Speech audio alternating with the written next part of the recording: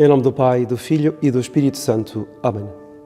Salve Maria, caríssimos irmãos, caríssimos amigos. Estamos uma vez mais juntos para meditar no Evangelho deste domingo, que é o terceiro domingo do tempo comum. E com este terceiro domingo deste ano A, nós temos um momento muito especial na vida do nosso Salvador, que é precisamente o começo do anúncio do Reino dos Céus. Ou seja, neste momento, nós estamos no capítulo 4 do Evangelho de São Mateus, nos versículos 12 a 23, na forma longa que nos apresenta este domingo. E neste dia, digamos, neste acontecimento que vamos ouvir hoje, ouviremos nas liturgias dominicais, nós vemos o fim da lei dos profetas, do tempo da lei dos profetas, ou seja, o fim, digamos, do Antigo Testamento e o início da nova pregação, o início do anúncio do Reino dos Céus. E é São João Evangelista, e isto aqui é apenas uma à parte, apenas um complemento para nos fazer entender o que se dá hoje. São João Evangelista vai ser o único escritor sagrado que nos narra o que fez Nosso Senhor entre o momento em que ele tinha feito aquele retiro no deserto, né, onde ele foi tentado pelo diabo, e o momento em que São João Batista é preso. Ou seja, os sinóticos não nos narram o que é que Nosso Senhor fez nesse inteirinho. Apenas São João Evangelista é que nos irá dizer que Nosso Senhor faz o milagre nas bodas de Caná. Nosso Senhor é anunciado, é apontado por São João Batista como o Cordeiro de Deus que vem tirar os pecados do mundo, que foi precisamente o que ouvimos na semana passada, no domingo passado. E depois conta, enfim, entre outras coisas, que Nosso Senhor vai ao sul, a Jerusalém, à Judeia, faz a sua pregação, tem a conversa noturna com Nicodemos, e é nessa ocasião que ele ouve dizer que São João Batista fora preso. E aí volta ao norte, volta à Galileia, de onde ele tinha vindo. Ora, é a partir daqui que começa o Evangelho de hoje. Quando Jesus ouviu dizer que São João Batista fora preso, retirou-se para a Galileia. Deixou Nazaré e foi habitar em Cafarnaum, terra à beira-mar. Nosso Senhor certamente foge, digamos, foge, estou já a usar, digamos, o objetivo pelo qual ele saiu da cidade de Jerusalém, porque, dizem os autores sagrados, uma vez que São João Batista, que já tinha perdido muito daquele ímpeto inicial, daquela, digamos, novidade do anúncio de ser o precursor de alguém que viria após ele, e já tinha poucos discípulos com ele, muitos tinham seguido o Divino Mestre. Uma vez que São João Batista, apesar de tudo, já fora preso, né, e iria ser morto, Nosso Senhor percebe que ele, ficando em Jerusalém, estava também em risco de vida. E então ele decide ir para o norte. E é nessa ocasião, então, que se irá inaugurar, digamos, o anúncio do Reino dos Céus. E por isso, ao ir ao norte, para a terra que São Mateus vai designar de Galileia dos Gentios, ele vai dar àquele povo que vivia nas trevas uma grande luz. Mas porquê que esse povo vivia nas trevas? A grande luz sabemos que é o anúncio do Reino dos Céus, não é? É a pregação do Evangelho. Mas porquê que eles viviam nas trevas? Porque eram judeus que viviam ali, a Galileia. Porquê que então essa designação de que um povo vivia nas trevas? É porque, de facto, caríssimos irmãos, os galileus, ou seja, Israel do norte, em face daqueles do sul, que eram os da Judeia, eram judeus maculados. Eram judeus infiéis, ou pelo menos semi-infiéis. Isto porquê? Porque eles viviam no meio de muitos povos pagãos. Basta ver que dali do mar da Galileia, em direção ao Mediterrâneo, nós temos depois na costa, o que é hoje em dia o Líbano, mas que antigamente era a Fenícia. E naquele mundo, de então, digamos, entre esses dois ambientes, aquele era a Baixa Galileia, existiam grandes cidades povoadas por povos pagãos, sobretudo por gregos. Por exemplo, Séforis, que era a grande cidade ali daquela região, que era a cidade principal onde estava localizada nas suas imediações a cidade de Nazaré, onde viveu Nosso Senhor. Era uma cidade que estava completamente cheia de gregos, povos gregos que tinham se estabelecido ali já há séculos. Então havia uma grande promiscuidade, um grande sincretismo, digamos, entre aquela cultura judaica e as culturas que ali também viviam, sem falar dos povos que também faziam circular as suas mercadorias, e, enfim, as línguas, os costumes, uma série de coisas. Logo, para os judeus do sul, os galileus não eram autênticos. Viviam nas trevas. E de tal modo, isso é assim que até no Evangelho de São João, os judeus irão dizer, mas pode algum profeta vir da Galileia? Não é possível. Se eles vivem nas trevas, eles vivem maculados. Não é? Ora, é curioso, caríssimos irmãos, que é precisamente dessa região, não é? Onde, por um lado, estavam os excluídos, mas, por outro lado, me parece-me que aqui é o ponto, eles não estavam tão contaminados, os galileus não estavam tão contaminados dos desvios, não é? E das, digamos assim, das doutrinas erróneas do Sinédrio, ou seja, das altas castas judaicas que viviam em Jerusalém.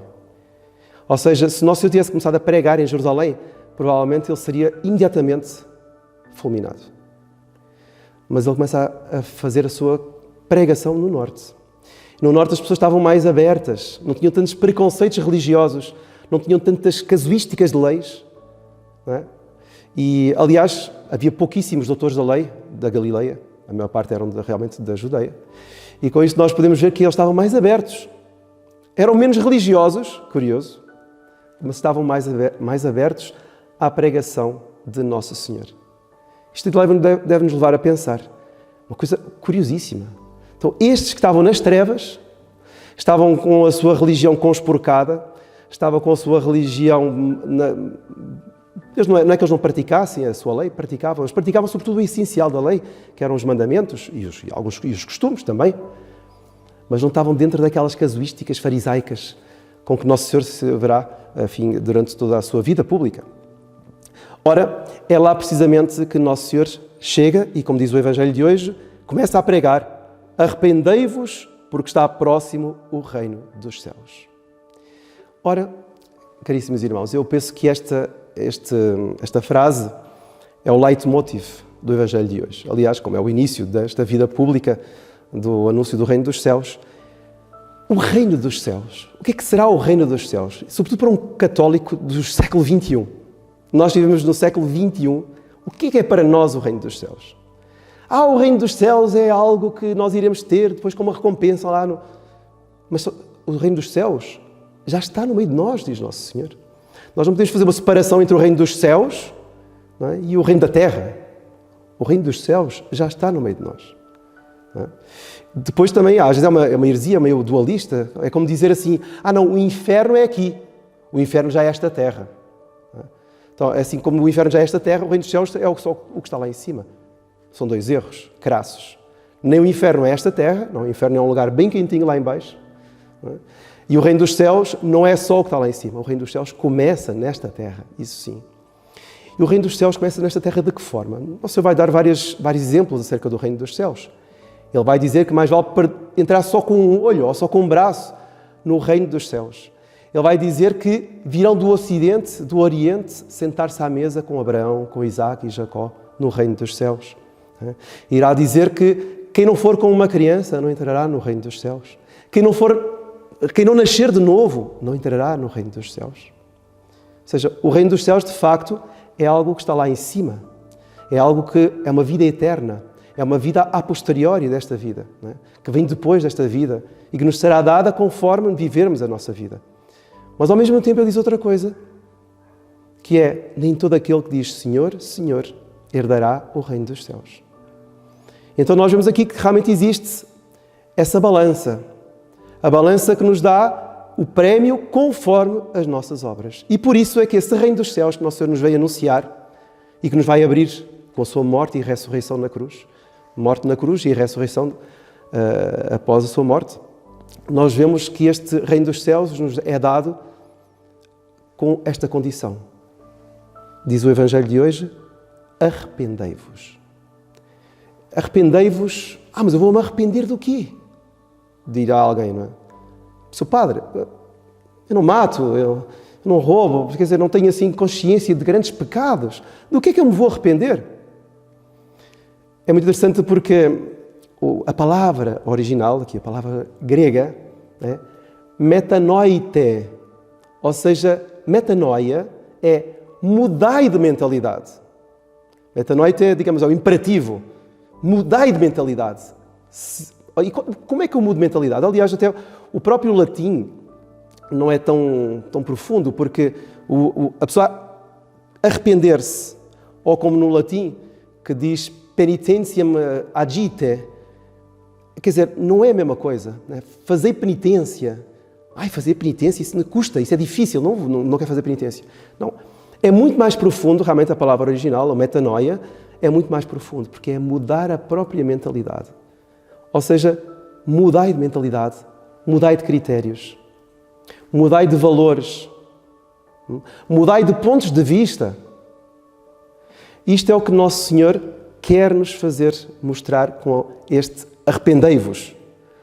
E o que é que eu me devo mudar assim? Digamos, qual é o busilis aqui do arrependimento? Ou desta mudança de mentalidade? O busilis, caríssimos irmãos, é sobretudo querer fazer a vontade de Deus. Não é? É como diz o Evangelho, negar-se a si mesmo. Esta é a grande mudança de mentalidade.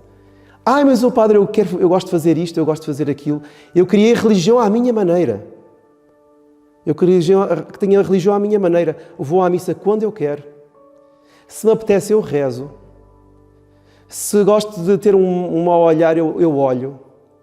Se gosto de vez em quando de ser fiel ou ser infiel ao meu cônjuge, eu sou infiel. Ninguém vai ver, ninguém vai saber. Eu criei a minha religião, é uma religião à minha maneira.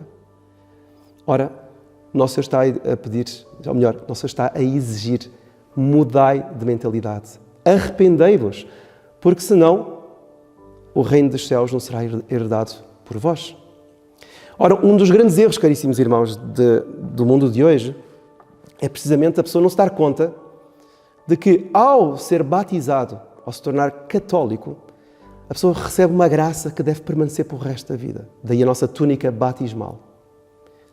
E se a pessoa não procura viver nessa graça, acha que a vida é somente aquilo que os sentidos captam, a pessoa acaba por, forçosamente, afastar-se da mentalidade do Evangelho, da mentalidade de Nosso Senhor.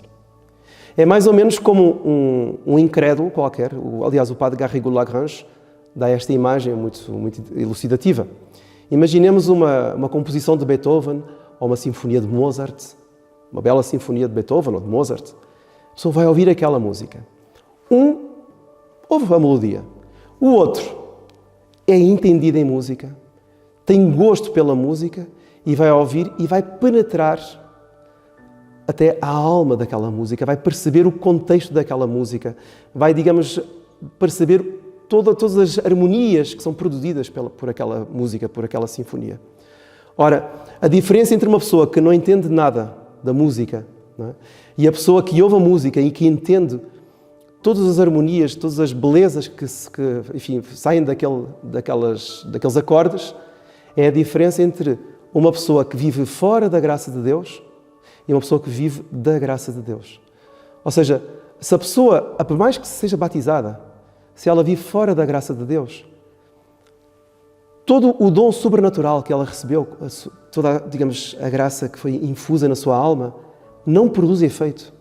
E ela vê as coisas sagradas, ela vai a uma missa, ela vai a um funeral, ela vai a um casamento, a um matrimónio, ela não entende nada daquilo, porque não há consonância. Ela não sabe o que é que está ali a fazer. Para ela, aquilo é um frete.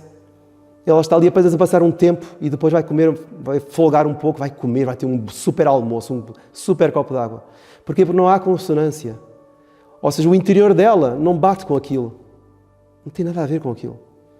Ora, quando a pessoa vive da graça de Deus e sabe que sem a graça de Deus não pode realmente praticar atos bons, atos de virtude, então ela faz o esforço para viver, para se converter diariamente.